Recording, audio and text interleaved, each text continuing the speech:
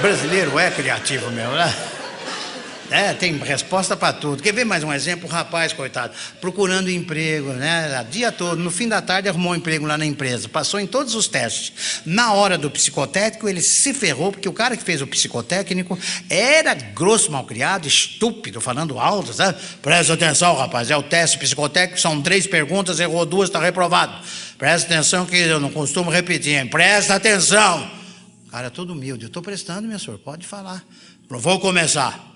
O senhor está numa estrada, numa noite escura, e vem vindo uma luz contra o senhor. Essa luz o que é? Falou, uma moto. Falou, que é uma moto eu sei. Quero saber se é uma Harley, uma Honda, uma Yamaha. Já se ferrou, vamos para a segunda. Agora são 2 luzes que vêm contra o senhor. E agora, o que é?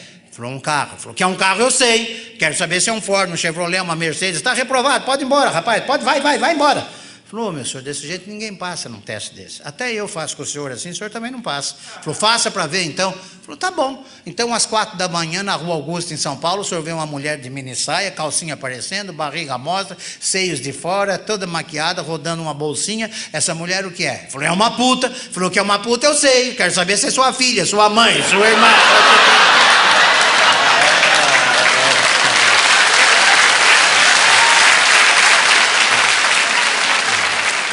Se fudeu também.